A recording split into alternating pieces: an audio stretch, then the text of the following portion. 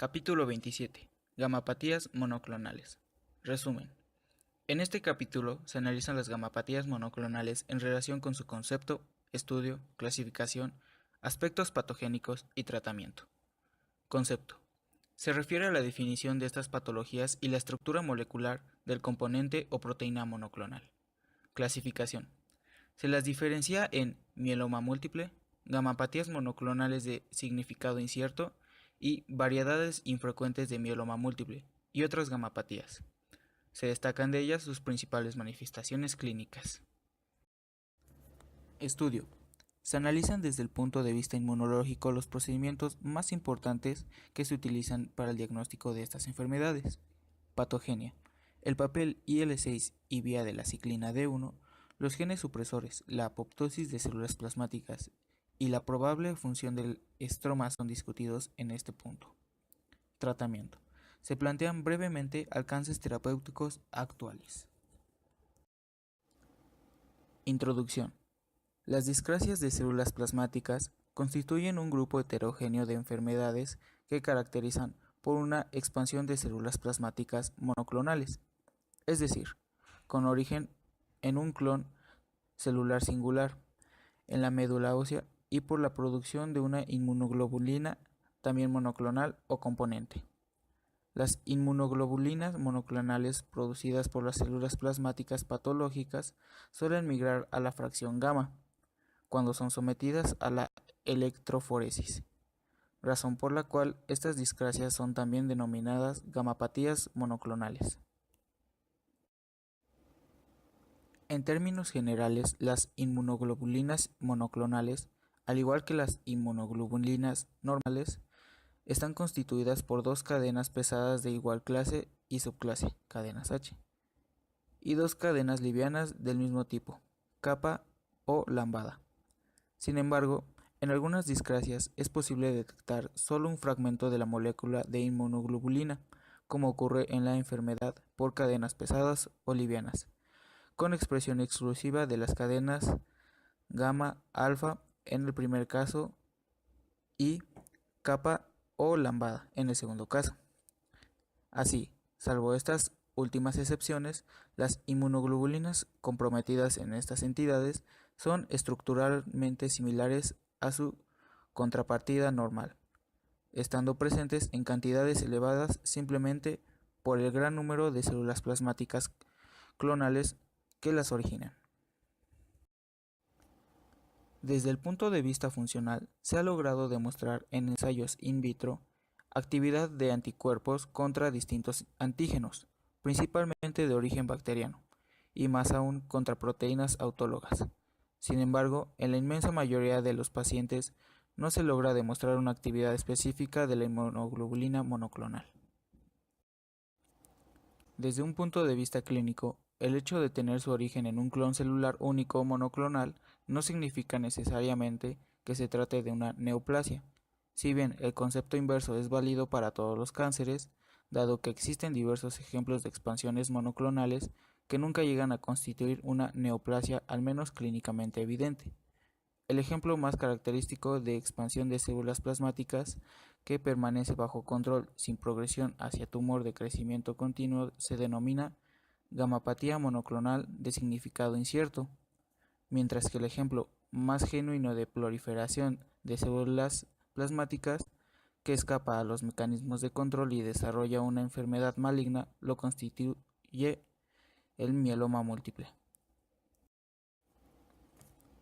2. Estudio inmunológico de las gamapatías monoclonales. Dado que el capítulo 40 se refiere a los mecanismos inmunoquímicos, aquí solo se aplicará residualmente un esquema operacional para el estudio de las gamapatías monoclonales. 2.1. Pesquisa de una proteína monoclonal.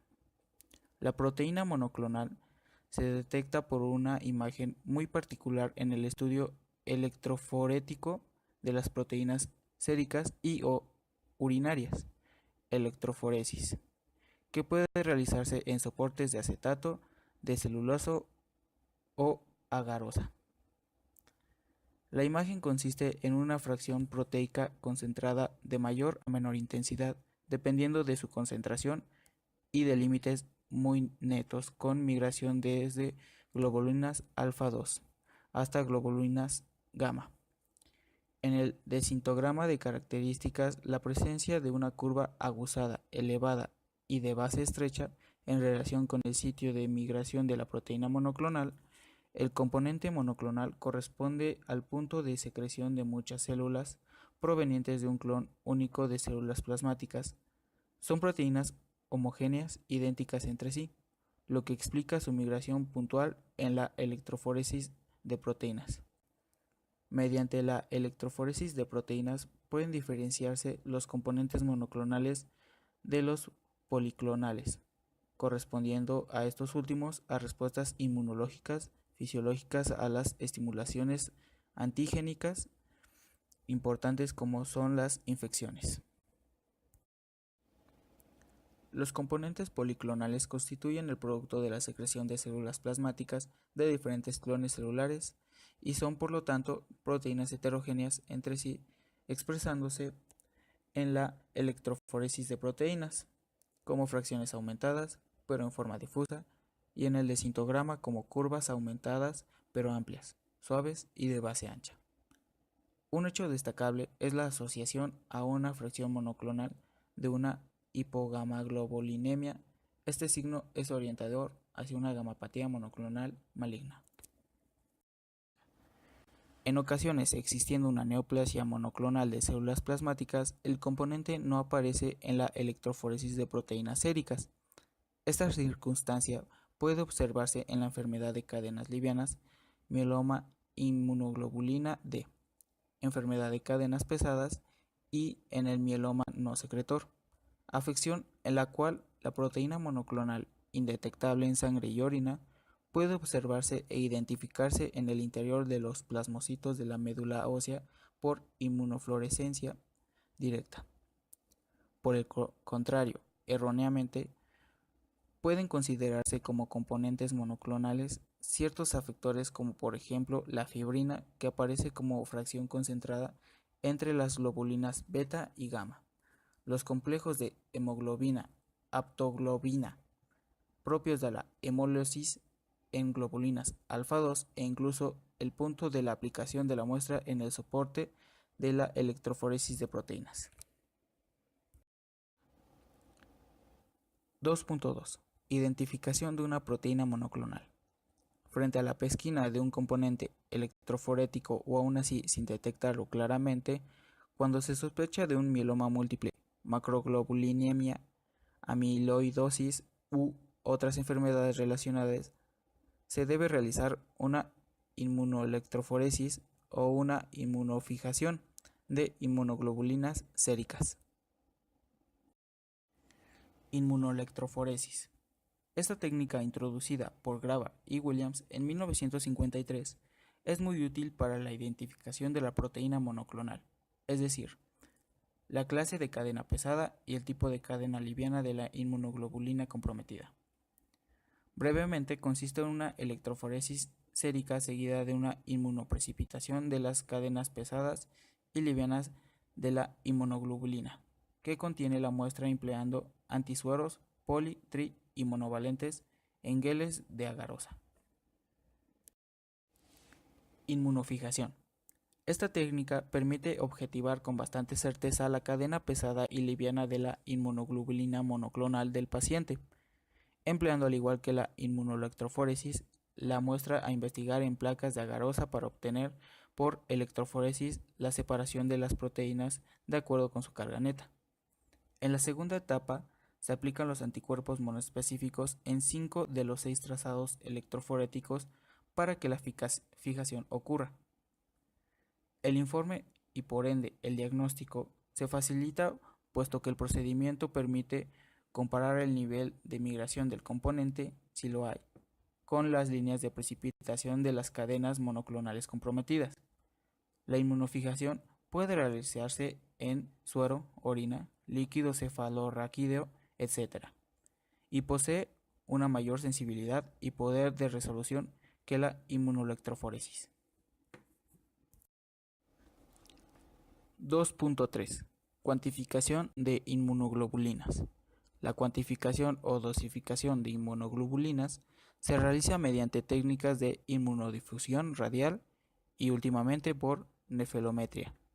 Su medición permite establecer un índice pronóstico, mantener un control evolutivo del tratamiento y detectar precozmente el inicio de una inmunodeficiencia.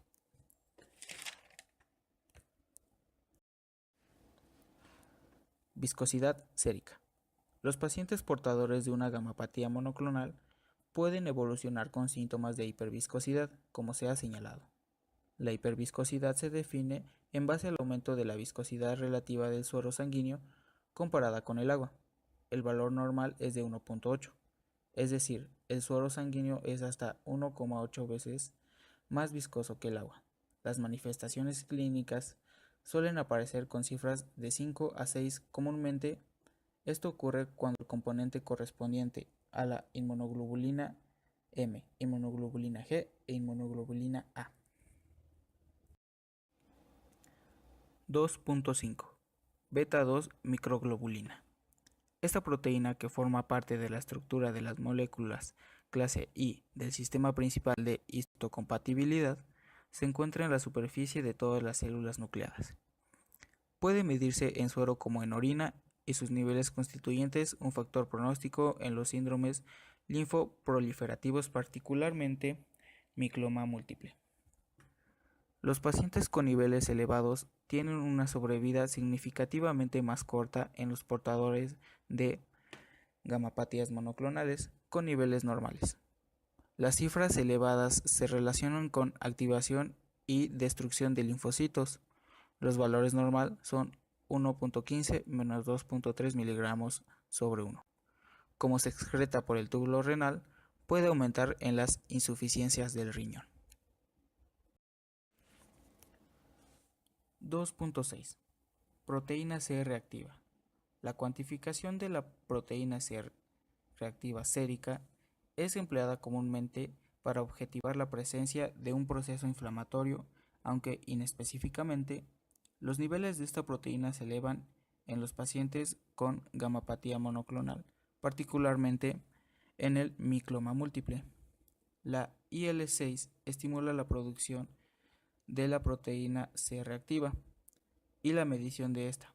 Por lo tanto, indirectamente, los niveles de IL-6, el empleo de anticuerpos monoclonales anti-IL-6 disminuye la producción de proteína C reactiva. Su valor normal es hasta 0.6 miligramos de L. Interleuquina 6. Se ha señalado que, siendo la interleuquina 6 un factor muy importante de crecimiento de célula plasmática tumoral, un aumento de nivel sérico constituye un índice de malignidad, severidad y por ende de mal pronóstico de las gamapatías monoclonales. Ha sido comunicado que la interleuquina 6 sérica es indetectable en sujetos sanos, a diferencia de los enfermos, en los cuales los niveles pueden ser de 20 o 30 más pg sobre ml. 2.8. Estudios inmunológicos en orina. Estos estudios inmunológicos deben realizarse en orina total de 24 horas, porque es importante conocer el total de la proteinuria diaria y porque varias técnicas se requiere concentrar la orina 50, 100 o 200 veces para pesquinar concentraciones mínimas de las proteínas monoclonales excretadas. La electroforesis de proteínas ha de hacerse con orina concentrada, particularmente cuando la proteinuria es pequeña, para destacar el componente urinario en el trazado electroforético, por lo cual se utilizan soportes de acetato de celulasa o agarosa. La inmunoelectroforesis y inmunofijación de proteínas urinarias tienen por objeto de identificar las proteínas de Bence-Jones, que, como se dijo, corresponden a las cadenas livianas monoclonales capa o lambda de las moléculas de inmunoglobulinas. Las proteínas de Bence-Jones pueden observarse durante la evolución de una gamapatía monoclonal típica y en la enfermedad de cadenas livianas, en la cual hay una gran producción de cadenas livianas capa o lambada monoclonales. 3. Gamapatía monoclonal de significado incierto. 3.1. Aspectos generales. Gamapatía monoclonal de significado incierto es la alteración clonal más frecuente de las células plasmáticas, presente entre un 1% y un 5% de la población mayor de 50 años y hasta en un 10% de los mayores de 80 años. Cuando se analiza la presencia de una proteína monoclonal con técnicas como la electroforesis, sin embargo, si se utilizan técnicas de mayor sensibilidad, estas cifras se elevan aún más. Así, se han reportado incidencias de hasta un 5% en individuos sanos entre 22 y 65 años y de 7-8% sobre los 55 años cuando se utiliza electroforesis de acetato de alta resolución. Esta entidad se caracteriza por la proliferación de un clon singular, en un 2-3% de los casos de dos clones diferentes, de células plasmáticas con la capacidad de producir una proteína monoclonal o componente, pero en ausencia de elementos sugerentes de micloma múltiple, macroglobulinemia, amiloidosis, etc. En términos generales, los pacientes presentan un componente M, 3 gramos sobre dl, menos de un 10% de células plasmáticas en médula ósea, escasa o nula en cantidad de proteína M. En la orina y ausencia de compromiso sistemático como lesiones óseas, anemia, hipercalcemia o compromiso de la función renal. 3.2. Evolución de las gamapatías monoclonales de significado incierto en el tiempo. Desde el punto de vista evolutivo, las gamapatías monoclonales de significado incierto pueden dar origen a un micloma múltiple característico, situación que se observa, sin embargo, en solo una minoría de los pacientes. En un estudio realizado en la Clínica Mayo de 241 pacientes seguidos durante 24 a 38 años, 42 de ellos desarrollaron un micloma múltiple, una macroglobulinemia y 8 una amiloidosis primaria. Un 10% adicional de pacientes incrementaron el componente monoclonal en suero, aunque sin llegar a tener elementos clínicos de enfermedad. Considerando esta información, la tasa actuarial de transformación de las gamapatías monoclonales de significado incierto es de 14% a 10 años y de 29% a 20 años. Para los casos con inmunoglobulina G como proteína M y de 18% y 37% respectivamente, para aquellas gamapatías monoclonales de significado incierto inmunoglobulina A. Sin embargo, tanto en el citado estudio como en otros, no se ha podido establecer patrones que permitan predecir con claridad qué grupo de enfermos tienen un mayor riesgo de sufrir progresión de micloma múltiple. Por esta razón, y desde el punto de vista clínico, el avance desde una entidad benigna a una maligna está dada por dos grupos de signos que requieren necesariamente de un seguimiento estrecho del paciente. Un aumento sostenido en la cantidad del componente monoclonal detectable en el suero y la aparición de dolores óseos con lesiones líticas óseas y no detectadas previamente. La aparición de cualquiera de estos signos es evidencia suficiente para evaluar la enfermedad como progresiva, de modo que se requiere una intervención terapéutica en la mayoría de los casos que la presentan. 4. Mieloma múltiple. El mieloma múltiple es una neoplasia de la línea linfoide B caracterizada por la acumulación en médula ósea de una población clonal de células de esta estirpe en su estadio final de diferenciación, es decir, de células plasmáticas, y por la producción de lesiones osteolíticas, que junto a la presencia e incremento del componente M representan los hallazgos patológicos más frecuentes de la enfermedad. Las primeras observaciones sobre esta enfermedad fueron realizadas por Henry Benz Jones en el año 1845, aunque los términos de mieloma múltiple o enfermedad de Kahler no fueron introducidos sino hasta los años 1873 y 1889 respectivamente.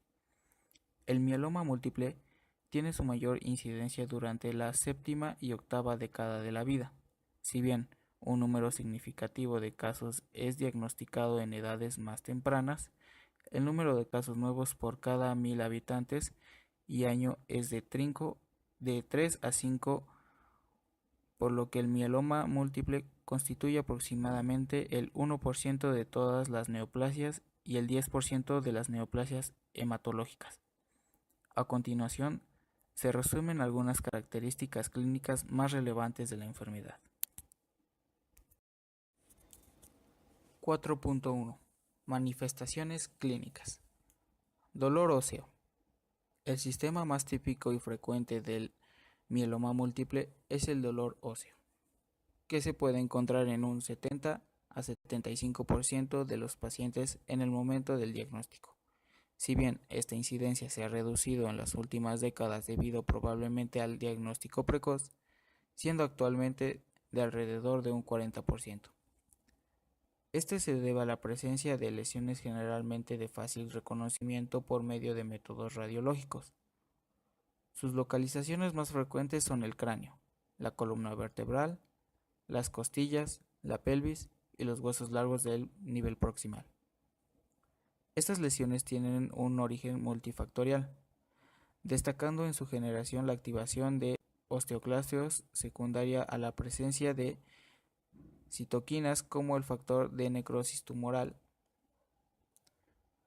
o la interleuquina. Manifestaciones neurológicas. Con relativa frecuencia existen en el mieloma múltiple otras dos manifestaciones clínicas asociadas a la patología ósea, como son la hipercalcemia y las alteraciones neurológicas.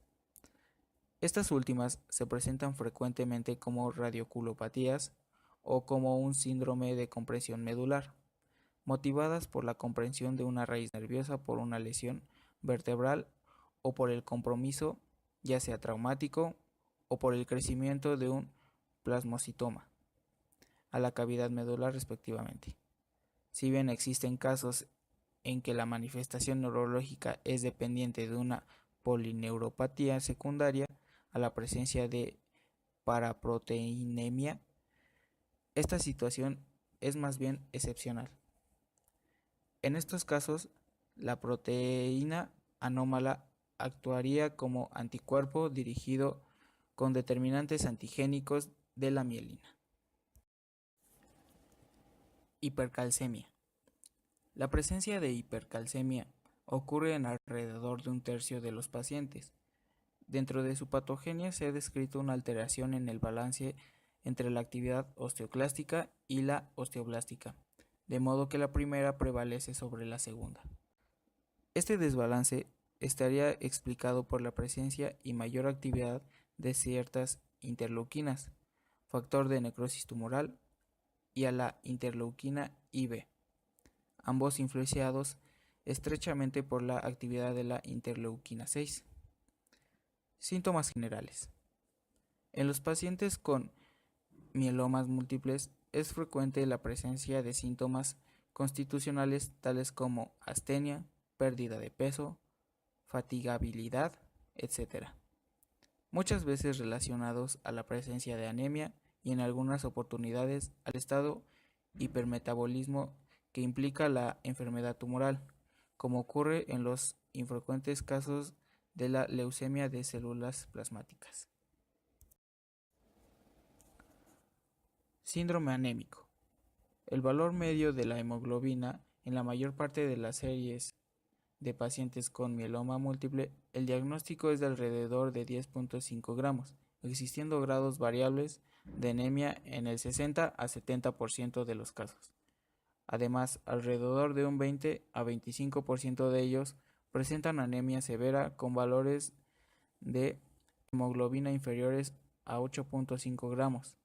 La anemia en el mieloma múltiple es de origen multifactorial en que, además del mecanismo clásico de anemia de enfermedades crónicas, existen otros factores de importancia como son reemplazo de la hematopoiesis normal por células plasmáticas tumorales, actividad regenerativa disminuida del tejido hematopoyético, insuficiencia renal, deficiencia de hierro, disminución de la sobrevida de glóbulo rojo. Además, en los últimos años se ha quedado manifiesto en el papel de la eritropoyetina y otras citoquinas en la patogenia de la anemia en el mieloma múltiple, sugiriéndose que en estos enfermos existiría una respuesta inadecuada a la EPO y o una respuesta proliferativa disminuida de las células eritropoyéticas a niveles normales de una sustancia. Por último, se ha demostrado que algunas citocinas pueden disminuir tanto la eritropoyesis como la producción de EPO. Insuficiencia renal. La falla renal es un rasgo característico del mieloma múltiple y es uno de los factores pronósticos más importantes, representando la segunda causa de muerte en estos pacientes.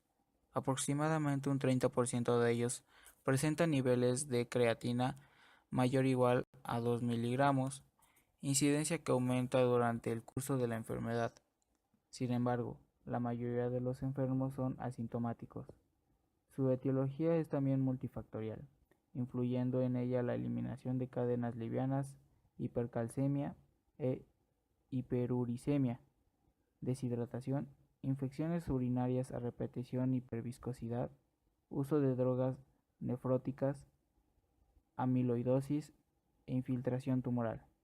El término riñón mielomatoso se usa para designar la formación de cilindros tubulares y está invariablemente asociado a la presencia de proteinuria de Bence-Jones. Infecciones bacterianas. Constituyen la principal causa de morbilidad y mortalidad en el mieloma múltiple, siendo su incidencia global entre 0.5 y 3 episodios infecciosos por paciente. La causa más importante es la alteración de la inmunidad humoral, tanto por depresión de la producción de inmunoglobulinas normales como por un hipercatabolismo de las mismas. Otros factores que parecen influir en la predisposición a las infecciones incluyen supresión de la producción de anticuerpos y de la proliferación de células beta por parte de los monocitos macrófagos estimulados por las células plasmáticas mielomatosas, reducción en la producción de interleucina, responsable de la actividad inicial de las células beta en reposo, presencia de células T con actividad inmunosupresora, defectos de la inmunidad celular, alteración funcional de la actividad del complemento, presencia de granulocitopenia secundaria, tanto a infiltración medular como el tratamiento quimioterapéutico, insuficiencia renal. Los focos y agentes más frecuentemente comprometidos son el pulmonar y el urinario. Si bien la mayor parte de las infecciones de mieloma múltiple son de origen bacteriano, también se reconocen en estos pacientes infecciones de origen viral y fúngicas. Otras manifestaciones clínicas. El síndrome de hiperviscosidad es menos frecuente que en otros síndromes linfoproliferativos, pero puede presentarse en algunos casos de mielomas inmunoglobulina A o inmunoglobulina G. Otro problema de relativa frecuencia lo constituye la amiloidosis, presente en alrededor de un 10 a 15% de los casos, generalmente mielomas Benz-Jones con excreción en cadena lambada. 4.2. Pronóstico. La evolución de los pacientes portadores de mieloma múltiple es muy variable, con casos que cursan con una enfermedad agresiva que los lleva a la muerte en pocos meses y otros con un curso estable y sobrevida que pueden superar incluso los 10 años, situándose la mediana de supervivencia en torno a los 3 años. Esta variabilidad en el curso clínico se debe a la presencia de diferentes factores pronósticos, entre los que se destacan el estado general, la edad, la presencia de insuficiencia renal, la anemia, la hipercalcemia y la hipoalbuminemia. En cuanto al tipo de mieloma múltiple, parecen ser de peor pronóstico el inmunoglobulina D y el Benz-Jones. La clasificación pronóstica más utilizada hasta ahora es la de Durie.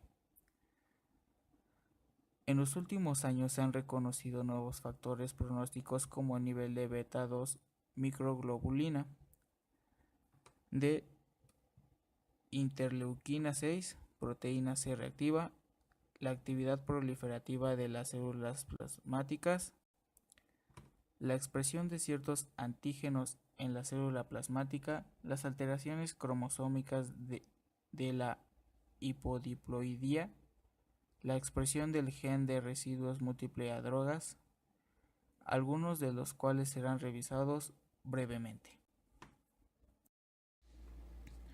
Beta 2 microglobulina. La beta 2 microglobulina es uno de los factores pronósticos relevantes y se correlaciona estrechamente tanto con la masa tumoral, el compromiso renal y la clasificación de Durie-Salmon.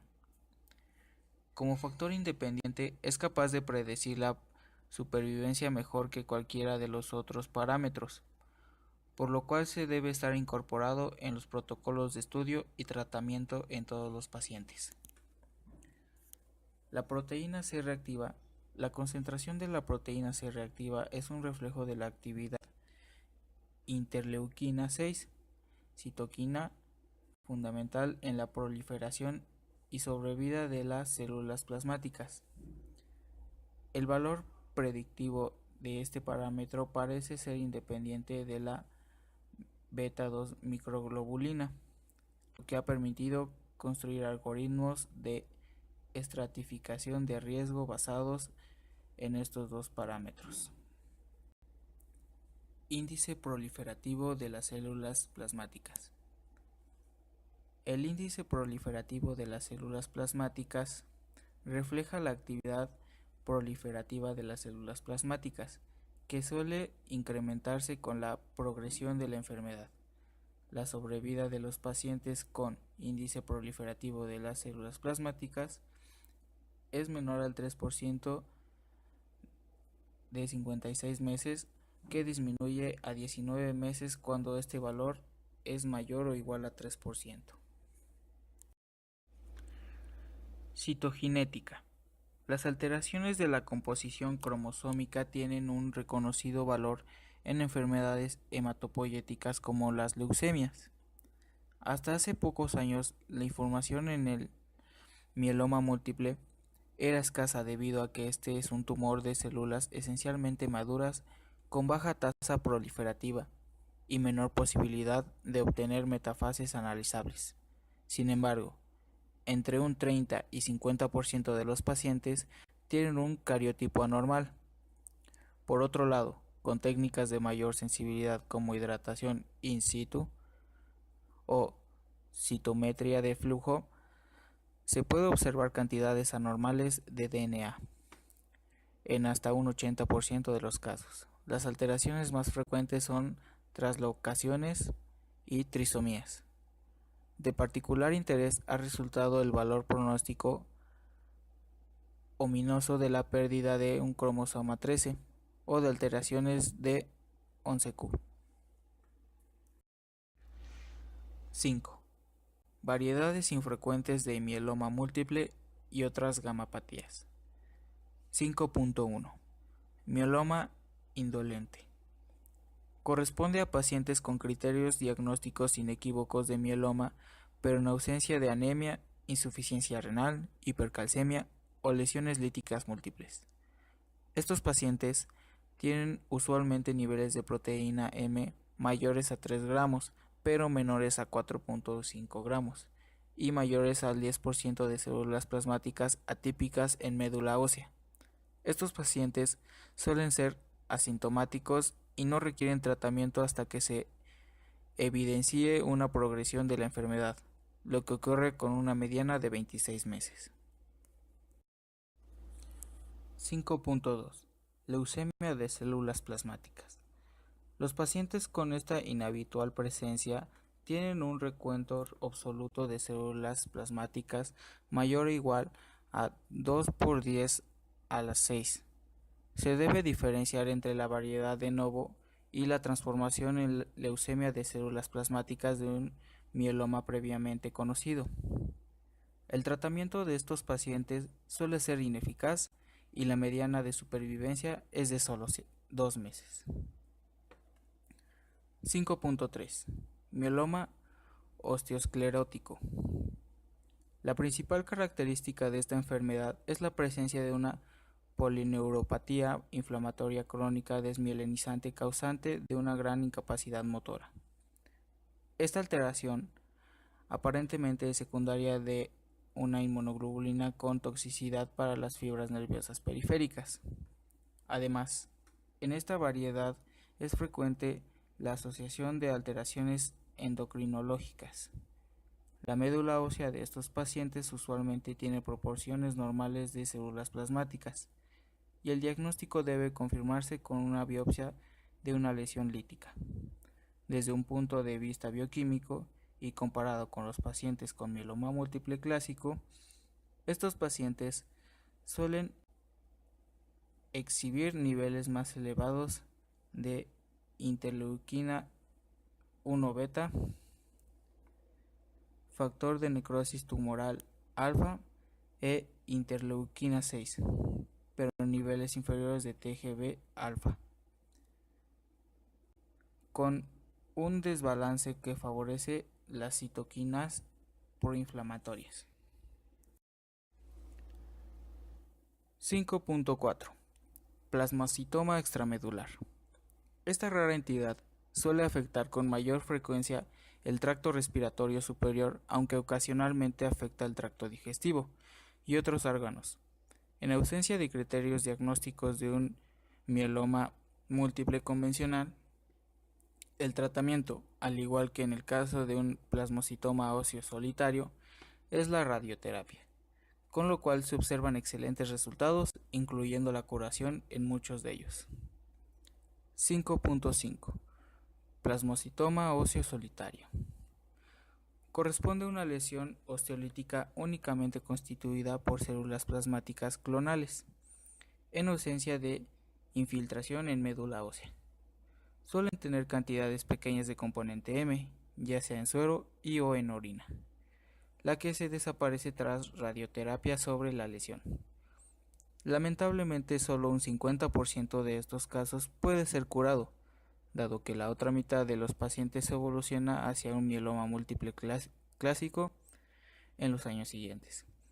En este sentido, es posible que aún en ausencia de criterios clásicos de mieloma múltiple en médula ósea, en aproximadamente un 50%, es posible demostrar la presencia de células plasmáticas clonales en médula ósea por medio de citometría de flujo, sugiriendo que desde un comienzo se trata de un mieloma múltiple con manifestaciones primariamente tumoral y no infiltrativa.